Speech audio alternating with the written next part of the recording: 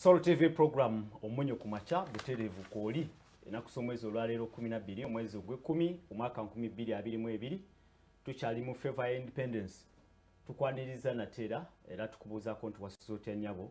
wasota sebo azukuse naffe kumunyo kumacha lwakula kusatu tubeera ne Harold KAIJA yamyuka Ssabawandisi w'ekibiina ekya Forum for Democratic Change FDC tubeera ne Honorable Godfrey Chiwanda Subi yamyuka Ssentebe owa NRM mu kitundu kino ekya Buganda tukubaganye ebirowoozo ku nsonga eziriwo wakati mu bunkenke obwa ebibinja by'ababbi abatemu abazinzeeko ekibuga Kampala n'emiriraano mpozi n'ensonga endala nga directives za His Excellency the President jazze ng'awa ebitongole bya gavumenti n'abakungu mu gavumenti ezimu abamu ze balowooza nti zirimu favors President zawa abantu boolyawo abamulinako akakwate mu kaseera akayisa akatali kawala President yalagira nti nanyini kampani ya Mogas ey'amafuta aweebwe ayambibweko ebitongole bya gavumenti bigule ettaka lye afune ensimbi asobole okweddabulula olw'amabanja ag'enjawulo agabadde gamuzinzeeko. President mu bbaluwa ye ey'ennaku z'omwezi 5 Septemba yagamba nti ekitongole kya gavumenti ekimu either Ministry of Finance oba ekitongole ekya works ekyenguudo bigule ettaka lya omusajja nanyini kampani ya Mogas nga bagamba nti abamu balowooza nti oboolyawo kyalimu obutali butuufu okuba nti President si yandibadde afulumya ebiragiro bwe bityo oli bw'abanga mugagga bw'abanga alina ebizibu yandibadde oboolyawo ng'asala amagezi mu mbeera eyo naye tujjukire nti embeera gye tulimu ey'ebyenfuna amakampuni gaze nga gaggalawo ba businessman ne businessmen bafunye ebizibu ebityo olw'ekirwadde kya COVID-19 n'ebirala naye ate tewanakubeerawo oboolyawo embeera ebataasa mu mbeera bwetu n'ebirala bingi nga okwambaza enyota General Muhoozi Kainerugaba okwali okwa balaza wali ku Barracks Ebombo ng'amaze okufuulibwa General okwongezebwako ku ddaali lya General ebyo nabyo bibaddemu okubagana empawo ekibiina kya FDC actually okuyita mu mwogezi waakyo kyasinzira wali mu press conference ne bagamba nti ndooza kyandibadde kisaana bandibadde oboolyawo balowooza n'okulowooza nti wandibaddewo judicial review mu nsonga eno ey'okukuza General Muhoozi nga bagamba nti yandibadde agobebwa n'okugobebwa mu magye bingi ebyogerwa naye katwanirize Honorable Harold KAIJA sebo tukwaniriza ku programu enkyaleero tukubaganye ebirowoozo. Njagala kutwala omukisa guno okulamusa bannaffe bwe tuli mu bwamba batava ku programu yaffe eno mbadde mbuzeebuzeemuko okuba nga tulina engagements mpitirivu mbaddeko embalala eyo waliyo yali sekretary waffe yatufaako nga tugenza okuziika n'okusinkana abantu baffe twabaddeko ekaseese for about 3 days tugenza okugaba relief police netawaanya kuba kati ffe nga atawali relief tulina activity endala kuba ekimu kukyaleeta amataba g'ekaseese kwe kuba nti vegetation yafa vegetation cover nti goyinza wa green oba emiti egyalinga gikwata ettaka lireme kubumbulukuka gyonna gyatemwawo gyasinga okufa olwagundo olwa okusima kopa kubanga kopa oyo amazzi ebigundi ebambuluka bagenda bayiwa byajjanga nga bwe sulfur oyo nga bwagenda negata n'oxygen n'alpha sulfuric acid kati acid yonajja n'ayokya vegetation eyo yonna tumanyi lwaki olwokuba ebiseera ebyo environment ekyali nga kikulu tumanyi lwaki abamanaging eggwanga tebakozeeko study okutandika okunoonya ebika by'emiti by'oyinza okuddamu okusimbaawo wongere okuterera kati ffe twatwalayo emiti egyo iswasiba emiti egyo ddala 15,000 netulekera n'abakulembeze baffe basimbe emirala so ebyo bibadde bigezaako okunfunza wiiki ejja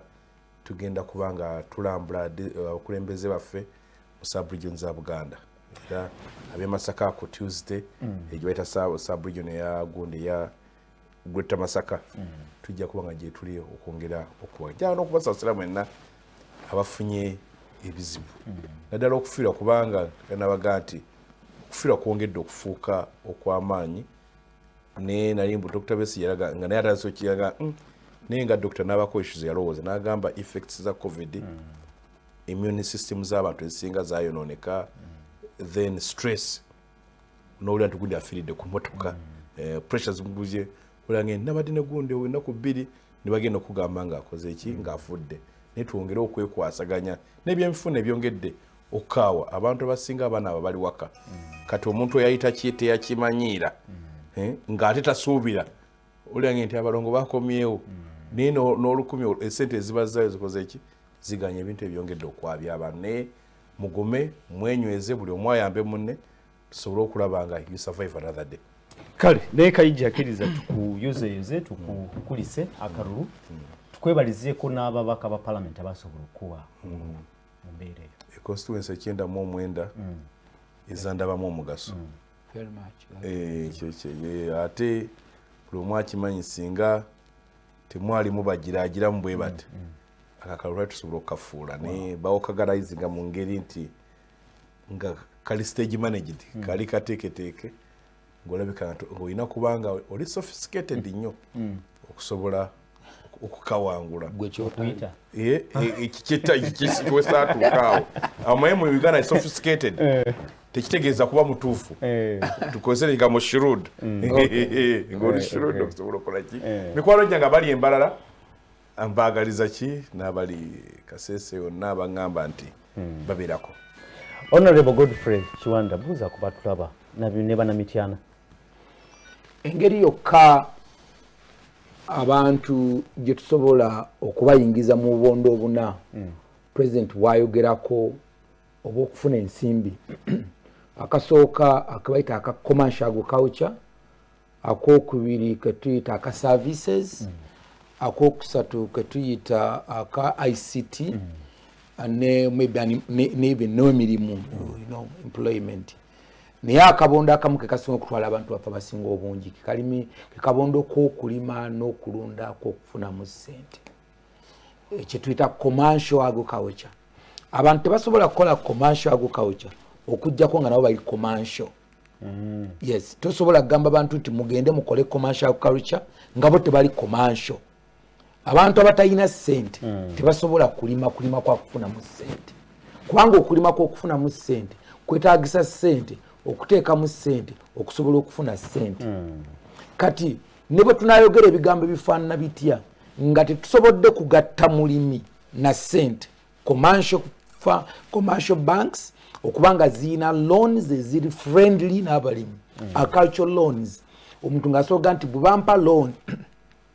nga ndi mulimi wa kasooli ne bagimpa mwezi gwa 10 nja gisasula mu February nga maze okutunda kasooli wange as long as tukyalowooza nti omuntu ajja genda yeewole ssente agende mu commercial agriculture alime kasooli bw'aba yakamusimba mu mwezi ogw'omwenda oba ogw'ekkumi atandika okusasula ssente agenda kutandika okuba nti banka emuteeka ku pressure agende wa manerendo okujjayo ssente manerendo amuteeke ku pressure eventually atunde kasooli ng'akyali wakakoola oba atasobole na butafuna kuteeka mu inputs because omuntu agenda okufuna ekinene alina okuba nga ateese mu inputs alina okuba nga waalimye weewaalongoosezaawo mu biseera alina ensigo ennungi alina ebijimusa asobola okukoola mu biseera asobola okuno ebyo nabyo nga bisobola okubeerawo then nalyoka afuna ebintu bisatu nalyoka afuna kye bayita high production n'akola kinene n'afuna high productivity ate oluvannyuma n'alyoka targeting ebbeeyi y'ebirime gye twogerako nga high price. So n'olw'ensonga eyo nze kyensobola okubagamba nti mu kiseera kino nga tuli mu season wakati government tulina okulowooza ennyo ensonga gino gye tulowoozaako ya parish development model cannot develop commercial farmers. Tosobola kugamba muntu nti agenda kulima eka y'emmwanyi n'omuwaka kadde kamu nti agenda kubeera commercial ng'alimye eka y'emmwanyi agituuse abe nti nno yafuuse commercial farmer. It is not possible. Ennaku zino miliyoni emu erima bulimi eka ya kasooli but cannot go nti agenda kulima eka y'emmwanyi. Actually binadde nkola okubalira nabadde njuga ne Emmanuel nakwezo ogundi wa UCDA nangamba nti omuntu kimwetagisa almost 17 million shillings okudevelopinga obulungi emmwanyi acres 2.5 2.5 acres ez'emmwanyi omuntu okuzidevelopinga okuba nti zifa bulungi yetaaga almost 17 million shillings. That's 17 it's a lot of money. That's the person gwe tulowooza nti agenze mu commercial era tulowooza nti omuntu amala okudevelopinga 2.5 acres tasobola kulemerwa kuweerera abaana be, tasobola kulemerwa kubeera mu bulamu buno. The cost of living neeba agenda erinnya kubanga emmwanyi zirinnya the cost of living egenda maaso. So ekimu kye tulina okukola ng'abakulembeze Apollo ffenna kwe kola nti tusobodde tutya okuteekawo olutindo. Gavumenti etandika okulowooza tuteekewo bino bye tugamba obugambe by'ekikungo genda okugabira abantu miliyoni emwemu. You cannot break even. Tulina okuteekawo omukwano wakati tulina okuteekawo omukwano wakati w'abalimi because ekintu kibayita parish development it's like a money distribution. You cannot tell me to ogenda mu kyalo ogenda okugaba miliyoni. That is called money distribution. PDM tojiraba mu it cannot change. Kati agambe ono abadde mubaka wa parliament wale banga ddene amanyi bawadde ku sente gwawadde emitwalo 10 ne wayitayo ennaku 3 n'amugamba. And once you make a threshold nogamba nti buli muntu agenda buli family egenda kufuna million that means it's no longer wealth creation, it's called money distribution. I know honorable kale ne katukirekera bwetubanga twetaaga and that is not my because mine is of course nze kyemmanyi bwetubanga twetaaga creating a wealth for the people. Let's create cheap capital ku ground. Webewo sente zino sente wadde weza mwe sente bobane miliyoni 10 ziteeke mu sako y'omuluka. Apple aveera agamenti ngenda kulima mmwanyi netaga miliyoni 4 bane bamubacking bakayija kati Apple nettaka alina n'ebinnya bimaze kajje anone esente ezo sente ajja kusobola okuzikozesa. Apple bwe zibanga miliyoni 4 zibadde ku muluka gw'ekikunyu kitegeeza nti singa bateesewo miliyoni 10 omwaka guno omwaka ogujja ntekayo 10 ne wayitawo emyaka 4 nga ku muluka gw'ekikunyu kuliko miliyoni 5 oba 6 and that is cheap capital. Omuntu waagenda nalina sente n'akola n'azizaayo niye bw'ogamba nti otutte sente omulundi gumu zigenze ku muluka buli muntu miliyoni. That one is called money distribution, not wealth creation. Toyanza kirungi nti oli gwamyuka ssentebe wa NRM mu Buganda gw'okyogedde si KAIJA singa badde KAIJA boolyawo ebigambo byandibadde ebirala nti ate oyo yandibanga ayinamu olwa opposition bw'obanga okijjeeyo mu kwagaliza obulungi n'okukulaakulana ndowooza that is very good. Yakakati nze ndowooza nti tuyinza ekyo kiteekayo nga bwe kiriyo just olw'okwagala okuweweeza ku muntu maybe afune ku ssente naye omuntu gwe tugamba nti agenda kulima kwa kufunamu ssente kye tulina okukola kati as of now kwe kulaba nti ngeri gye tusobola okuteekawo cheap capital ku muntu waffe omuntu amanya nti kati agenda kulima asobodde otya okuba ne kibayita cheap capital agende ku get farm ekiboga wali amanyi nti kati ngenze wa Gertrude njagala gula nsigo ng'omuntu akikoze mu programu ye akole budget naye bw'ogamba nti nogenda gaba kakadde it cannot break even. Waliwo enkebedde juzi n'ensanga nga waliwo ensimbi za gavumenti ezaateekebwa mu commercial banks nga agricultural loans specifically for agricultural loans simanyi oba okiyinaako. Yes kati ekyo twetaaga okwamplifyinga. Actually, yes, Equity has it, even Centenary has it. This time now organizing zo musome wange. We atane kanga 17, 18, 19. Batubuli mwe sente ze mwafuna nga Equity Bank. Ezabalimi zitambula zitya. What does it nze kinetagisa kinga kiwanda okuba nti ngenda kulima eka 10 za kasooli. bwembanga netaga milioni 10 okulima eka 10 za kasooli kyasinga okubulungi ti wetaga pana wetaga maybe DK wetaga kasooli bwati kijimusa kiche netaga nenkola budget yange nemana ekikulu kiri kimu ntino omuntu ono obo mwadde sente kyomwadde milioni 10 tosobola muwa milioni 10 mu October n'omugamba mu November atandika okusasula nga wawoze mulimi so kati ekyetaagisa sente zino zirina okuba nga ziri backed with government ziri insured nti omuntu wabanga alima ennyaanya omuzira ne gujja ne gukuba ekitundu ekirima nti omuzira ddala gwabakuba that means ennyaanya zaafa ekyo kitegeeza nti walina okubawo insurance akalu ky'insurance gundi nga sente zino ziri insured yes kakati nze kyeŋŋamba mu kino nti bino bisobola okubeerayo bino ebya PDM ebyaki ebyo just kuweweezaako ku muntu naye kati ekisobola kati okujja okufuula abantu abali commercial mu byalo omuntu agamba yes ngenda kulima okuli commercial ye muntu ono okulaba nti tuteesewo tutya relationship between the financial institutions n'omulimi abantu financial institutions tezitunulya balimi financial institution obwongo bwonna buteese ku salary loan era bw'ogendayo ng'ofuna wano omusaala Apollo ofuna milioni emu n'ekitundu n'obano baga nti kati bannaye njagala bazikuweerawo because their brain yona eri ku kye bayita salary loan but how many salary earners between mu Uganda but salary earners they are not even 20% of our country that means nti amaanyi gonna bwe gubanga commercial bank gateesaawo nga tuloza okufuula abalimi commercial then the whole thing cannot work out kyetusobola okubanga kina working out kwe kukyusa endowooza ya financial institutions now nti obwongo bwa government n'obwongo bwa ffenna political parties fenna as Uganda is towards connecting the farmers to the commercial institutions. Line emu ku issue nze nga njogera temusobola okulakulana financial nga financial institutions yes nga sizabannansi zibanka ziyanjogera ziyinza okwanga sizabannansi nedda ndimo kugamba kano kayinza okubaaka kwa pulizo mwami Kiwanda tokisobola era ojja kugenda okwesanga interest rate omulimi wa muna Kenya gyafuna mu Equity nga siye muna Uganda gyafuna wano ekyo ndi mukukika kinakuba deliberate kubanga omugundi mu cooperatives nga zitandise bali batandise basobanura bagita Cooperative and Saving Bank eventually yafuuka UCB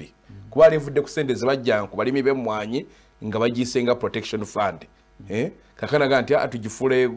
tugiteeka wano gundi sikolesogati bewolenga mu kubanga nga sente ziringa zaabwe netugenda tufuna profile yase gundi ojjukira gundi bayitanga People's Bank UCB netwole eggwanga lyonna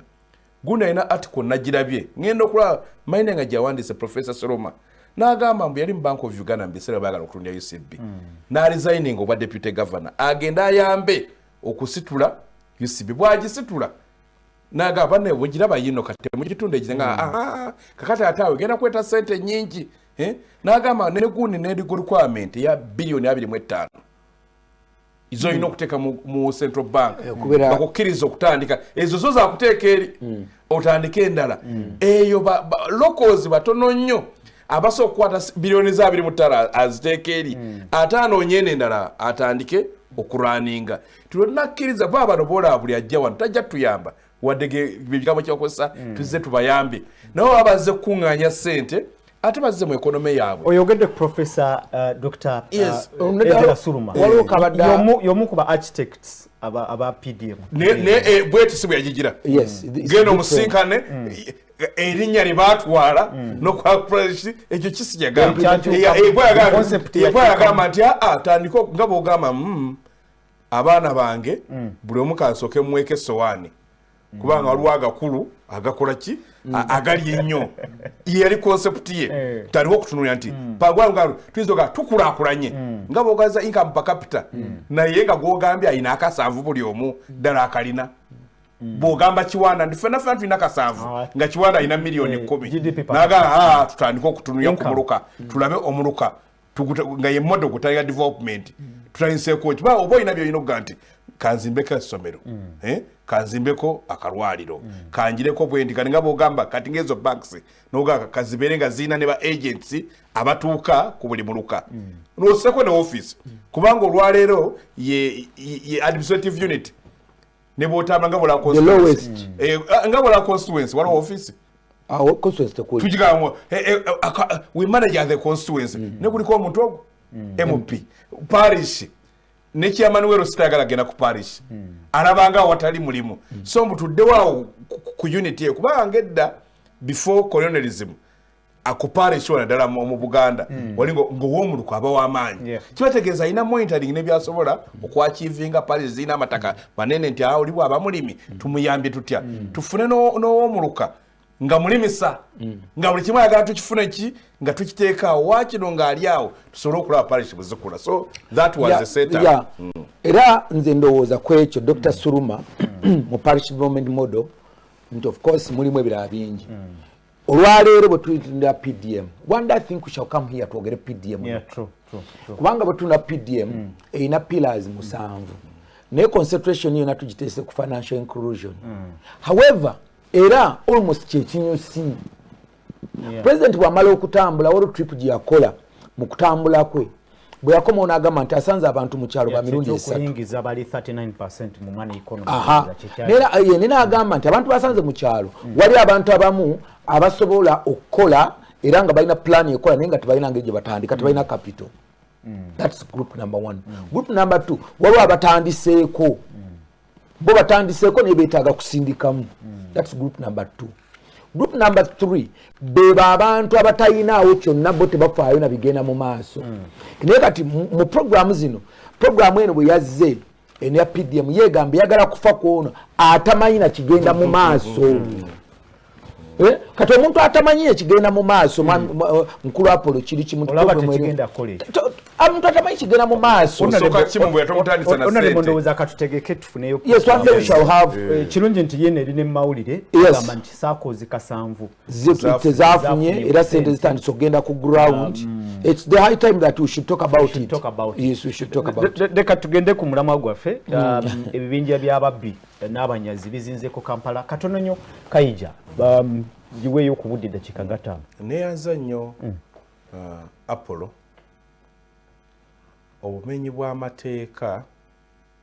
ate kati obusingira ddala kwa olumenyi bw'amateeka ng'oli amenya alwana akola ki obw'obubbi kati bwe bukutte ejjembe mu ggwanga naddala mu bavubuka kuba kyekintu ekimu ekyawadde effect ya post covid ntera nnyo okubuuza muganda nge Kiwanda nti gavumenti mutuuka ne mubala bameka abaluuzinze emirimu omwezi guno oba kwoteno database eyo bagirina yo baase mu nsi zonna bakibala n'obamanya ensi gye bayita Botswana chairman wa eroso waabwe nagamba amanyi abakazi abalina embuto amanyi abafumbo amanyi abatali bafumbo amanyi abaana abato abatagenda otandika okusoma amanyi abagraduatinze otuuka ku kyalo ng'abakubuulira nti bano bagraduatinze bali mu kino bano baafuna emirimu bano tebannagifuna ono yafuusa unemployed ono tulina ente bweziti tulina enkoko bweziti kubanga buli lwotamanya abantu abo nkugambye wano nga ntandika nti abantu bangi abaana baabwe bali waka abali badde mu ssomero abantu abo obayambye otya abantu tebalina kyakulya awaka abantu buli akuweereza ano message omusanga agamba nti rent mwami KAIJA osobola okunfunira ku rent bamanja omuntu akugira bw'adala ka business kakoze eki kaganye onyambye otya buli omu kyagamba ffe mu economics bwambwe ekimu ku kireeta violence tugita obutali bwenkanya mu ngabanya ebyobugagga abantu abasinga kati mu economy bavuddemu ezo ebbaluwa z'obadde ogamba eziwandiikibwa tebaziwandiikira bano bakuttaka baziwandiika n'abali abayita credit worth nga yekayeka asobola okutama n'agenda mu banka ne bamuwola sente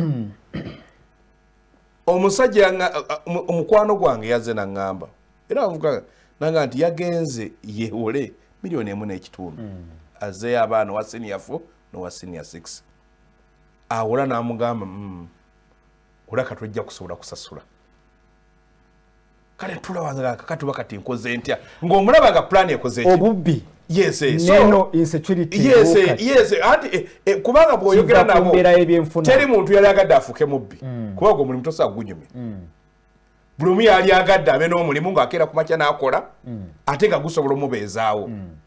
kati abavubuka abangi kati niwe dola bino ebikwekweto kesi ebyekola bw'obagoba ku street balagawa bwe bubbi bw'ogamba nti bodaboda nziggalawo balagawa kwaje emirimu egiringa egitandikibwako oyita graduatinga aba alina kukawansi kubanga waliwo ogamba nti tatange yatugamba nga necessity knows no law nti obwetaavu tebumanyi tteeka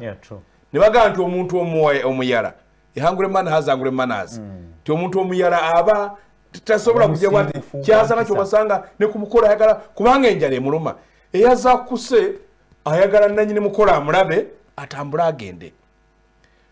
abantu tebagoberera gundi road mayor ng'asoma the state of the city yakugamba amataala mu kibuga tulina 8% nzikiza njereere kakali wa 8 kiba kitegeeza obanga n'okwata katiko ekibiri timbo oyagala kake wano wonna tekasobola ne bw'okakuma wano kiri wano batokiraba era ojja oyite Kampala ku ssaawa 4 otandika n'okutya olaba abavubuka ngo bati kisooka okulaba nti kati nti abantu bateega ate n'abatali bagagga ate era okumpi bateega abalinga bannaabwe kwa bateega babigere n'amukuba kapeeva tafaayo oba afa asobola okubaako kyamujjako and it's spreading kati olw'okuba mbu biri mu kugwa ku bantu bayinza okugamba abali nameless wano mugala tulina ogwo omuzere tukifaako bwe twayogeranga nti abakazi bafa 20 mu buli lunaku nga tekikola makulu MP lwe yafiira egundi ekawempe hospital wala parliament yonna beja that can't be naye nga lwe yafa teyafa yekka nga neggolo limu waliwo abakoze eki abafudde so kati waliwo ekintu kyendabye mbadde nkisoma wano gundi akugambye tuyina abapoliisi police eri understaffed municipalities facilitated n'agamba tuyina 4 pickups municipality council has 3 divisions there are 4 pickups kakati ate mweba ya mukulu waliwo endala pickup nuzalaka yadayogera nga kira nga zalina ne bagamba emipiira mifu amafuta tegaliiko mu Uganda obuli wa poliisi alina okulabirira abantu nga 7 okupolisinga abantu kakati olwaleero ate waliwo abantu omu nga batwala abapoliisi abaaba basatu kiba kitegeeza ku Olwokusanvu bamututte mu 1000 oba 1500 kakati bw'olaba bo beekuuma kiba kitegeeza nabo balina okutya alina abapoliisi gwalekeekewuka alina abapoliisi 2 batama nawo mu mmotoka waliwo n'asukka naawo kakati abaana bano nabo luwalawo kalopoolo nabo ne batandika okunoonya gap ne mukuga mu mawulire tebali mu kuripoti bali baripootinzeeko 2 onalaka abaripootinze kubanga ono omuwala si ye looya Susan Orain ego batta looya yes ono si ye muganda wa muganda si ye muganda wamukula naye Uganda asigenda obuuze gende mulago goli journalist butudano wabuuze baleeta abantu bameka nga bakubye obutayimbwa so there are too many naye akati somehow bano balina enkola gye bakola nti embwe ebintu ebikanga tubijje mu mawulire naye bwe tubijja mu mawulire naye tubikoleko KAIJA ekitegeeza gw'olaba nga kisoboka okumalawo embeera eno si nkola ya bulijjo gy'osanga nga mu bitundu criminality kuba criminality yabeerawo buli yes naye n'ebibuga ebirala criminality kino gyali anti agenda akyuka okusinzira n'abantu basituse kono gy'osanga sigadde wa internet atta nga criminality bwatyo wakufera muntu oli n'amuyiya naye ono ogamba nti n'omuntu kamutte mujjeko kye kino kyagaye kyagamba nti tutandike abantu okubateekateeka buli omu alabe ng'asobola okufuna omukisa kituyita opportunity okubaako kyakola America vision gyewanga ba Washington nga bafunye bakoze union ya America ne bagamba kuba bona kumbali bazebuze kati tufuule eggwanga lino nga buli ajja wano talemererwe kufuna kyayagala lwaki for land of opportunity era kyovola wakizibu omuntu wagenda mu America luyale n'avaayo buggo oyo matalina mu nsi gyayinza kubeerawo it's there but not at this what this level really? I am telling you nabadde nsomani waziti munini mulera ng'ayogera ku independence ya Uganda wana utu ng'agamba not him I think it was me 23 nti tuleme kwegerageranya nabo ku bibi wegeraageranye nabo era bolaba abali mu criminality be bantu be bajje mu economy singa baddugavu mu America yes ogamba jitu marginalization mbi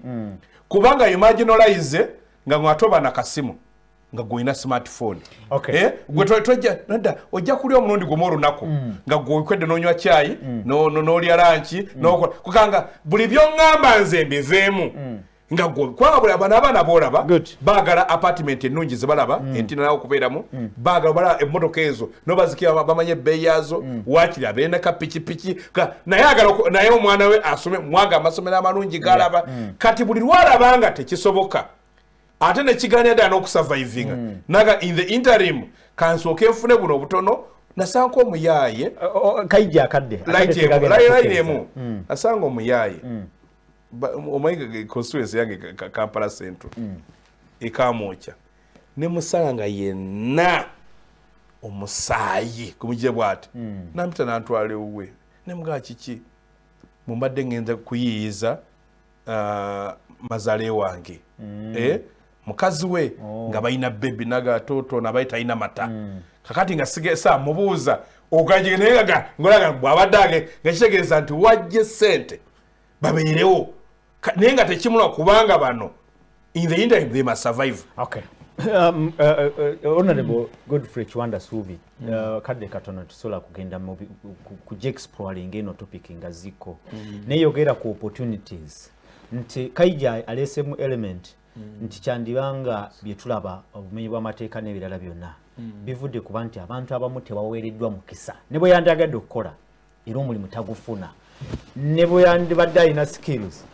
ne bwe yandibadde alina qualifications inequality mu society yevuddeko ku kikweni yemu ku bivuddeko kino ya nali ntambule nakku ezo mu kyalo n'ensanga abantu nga bali mu kutunda they were selling 2 acres of land nga batunda taka bali bagabanye naye nga muganda waabwe omwe yafunawo yali abeera Kampala nga bakubidde essimu nti nze wange ntundawo kati bonna manya abantu mu kyalo abantu bonna mu Buganda bafuuka babulooka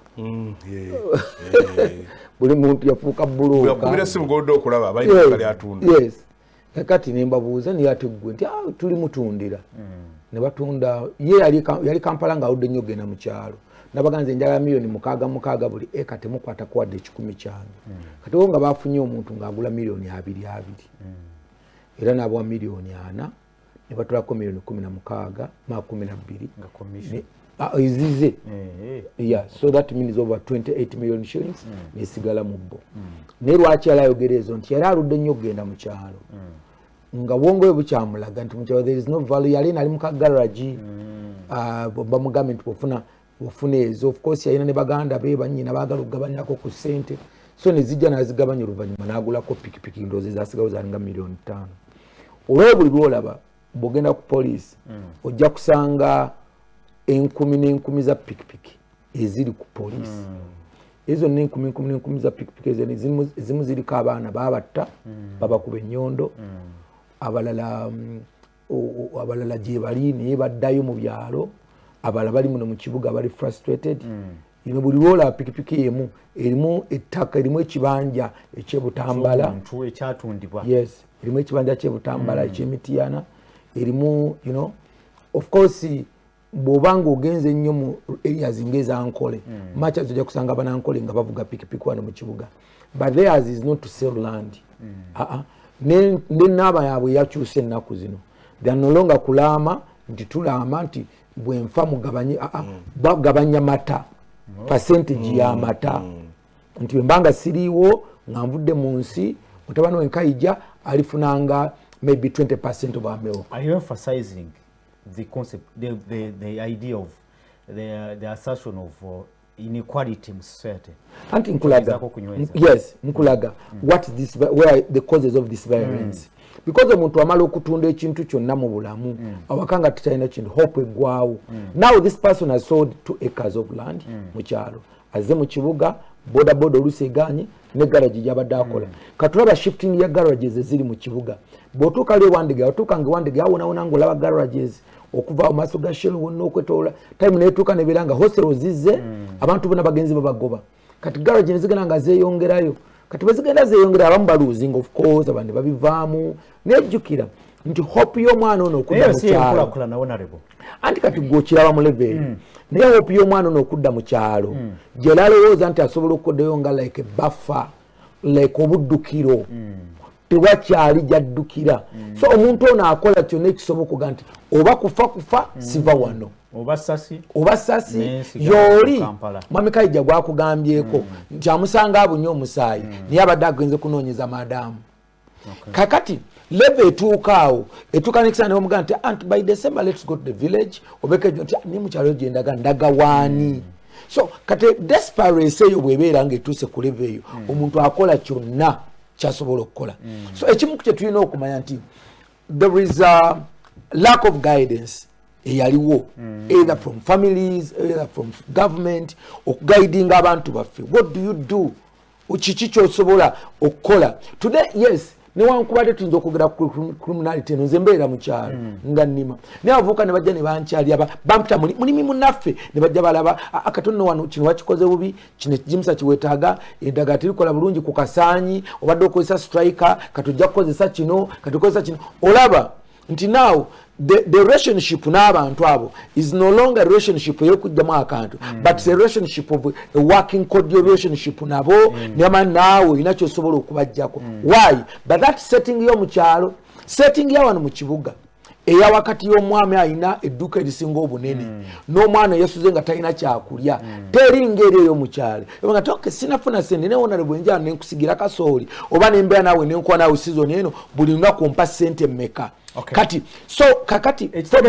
nti twava ku fundamentals zaffe erika abantu abamu yes betalowoleza betategekedde n'abazadde ne tutagaidinga generation zino kubanga bw'otunira violence eno jaggisanga wakati w'emyaka 18 22 paka 35 most of course wawoze emyaka 45 weyajendi eno ne KAIJA ng'akyalowoleza mu ekyo it's very unfortunate kubanga omuntu ono abatakyalina maanyi gadduka ku speed y'abana abaana omwana omuyala nyumiza omuyalaga nti ffe tosobola kutukwata nagamba gwera batiyagasi bwakiba mukubuga negwe walabeyo muyaye nti tiyagasi yamukutte walabeyo muyaye nti essasi lyamukutte because we know bagenda okukokinga nga tumanyi kyagenda okuddako okukola naye mu bafala bava mu kyalo tumanya biriwo ogwa bugwi so kati ka desperate eno eri mu bantu bano erese bino of course cost of living yeyongedde muogo omuntu gwe twaga ne muogo ekago twayogerangako amuhape nti amafuta ndabe nga trend egendeka yesterday nalabye nga Shell eri mukati eri musinyi kakaaga mu 8 of course yalinga eyingizigidde sinji 8 olanga amafuta gagenda ka trend eno singa egenda ekendeera you know maybe with time nemmere kwanga abantu n'okuba nemmere because nemmere yokka munagamba nti kati amatuuka 3 kino bweki you know the cost of living is so high kati lojja kusanga ne cities in when you go to Nairobi Nairobi yemu ku city mu Africa actually mu East Africa esinga okuba violent and it's because of food omuntu abanga teyalidde omuntu nga teyalidde changu nnyo sente okubanga barazilongazi ng'omuntu alina mmere yalidde nakuta yes magezi kiki ekisobola okukolebwa mu kaseera kano okukendeezaako ku mbeera eno gyoyogeddeko one tulina okumanya engeri gyetambulamu nga first of all bamanagers b'ekibuga balina okuteekawo measures ate nga teziri drastic nga zino ezigoba baboda bw'ogireeta nga what is the intention is the intention to clean up or to chase bogera ku smart city yes smart people without smart people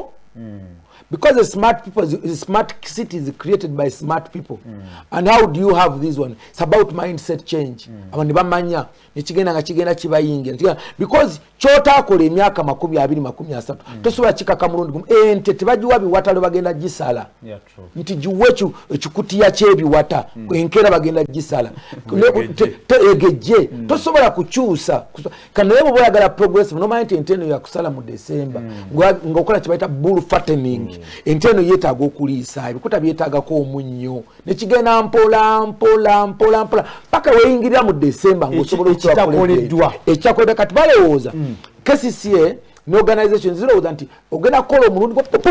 enkyatwagala smart city you cannot just talk about it and channel achieve it's a process. Honorable akadde kagwayo naye tujukire nti nono mutono nganza akaaba mukasera kalo n'abanene nabo bakola ki njokedde ku nanyini mafuta mogas twawulira ko Sebo Patrick Bitatule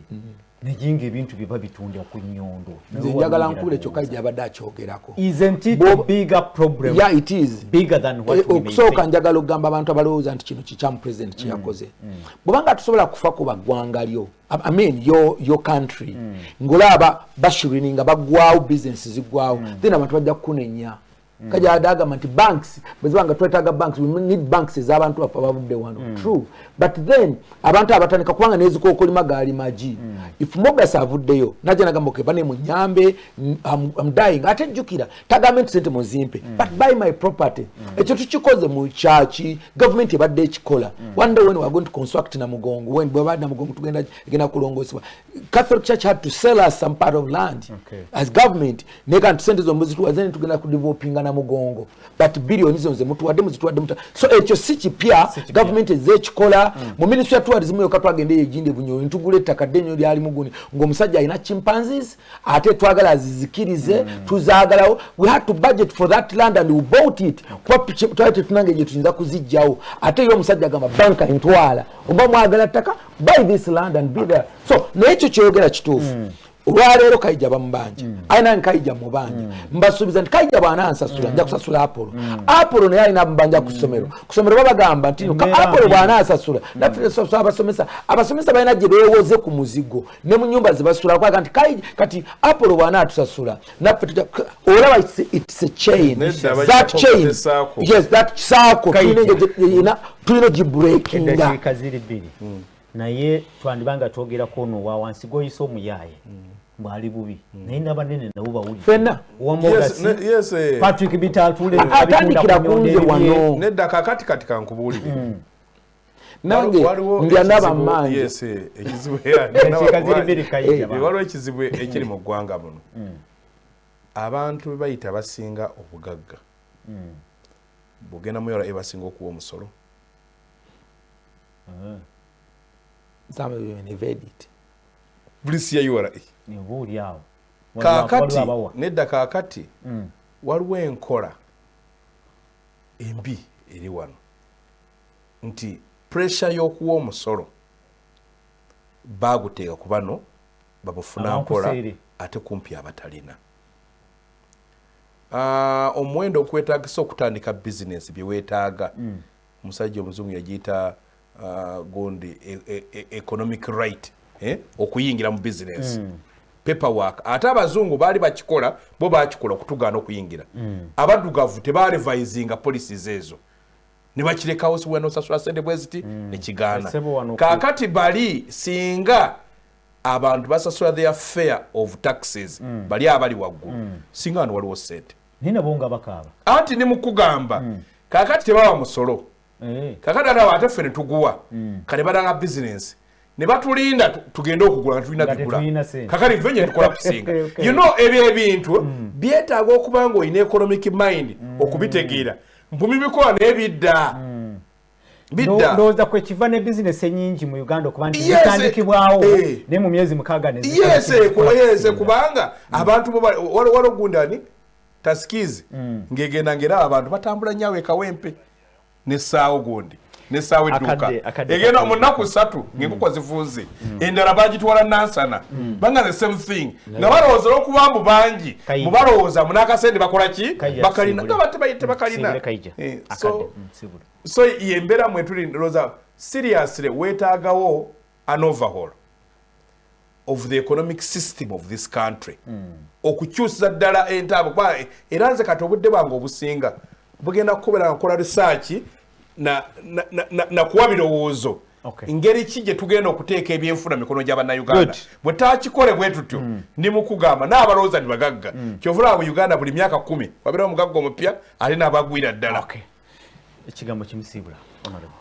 mbagaliza wiki ennungi era mmanyi nti nno kisoboka okukyusa embeera eno netandikira wakaawo omuntu yenna anaabako ekintu kyasobola okukola mu bulamu okuba nti osobola okutandika okuyiya ssente n'okuba ne ssente otandikira ku mmere mwe bannakyala bali mu kyalo mikwano gyange beera n'emmere awakaayo kumala abeera ali n'emmere ey'enjawulo beerako ne kumogo beerako n'ettooke beerako n'ensujju beerako n'emmere valayateyo buli obeera n'emmere kyangu nnyo okutondawo bugagga awaka ali ku Soul TV program omunyo ku makya wano we tukomye tujja kudda olunaku olw'enkya nze mbagaliza olunaku olulungi mubiwulidde ebigambo musibe bulungi